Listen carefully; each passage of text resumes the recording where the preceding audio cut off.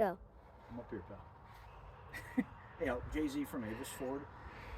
Couple of, well, do a quick video today. This one, you've got your Bronco, you've gotten it dirty because you're supposed to, and the fender flares are removable to make it easier to clean these things up. So I'll show you a couple things. Here, buddy. Underneath, you've got these rotating latches that hold these in place, and there's 5 of them. We're going to work our way around.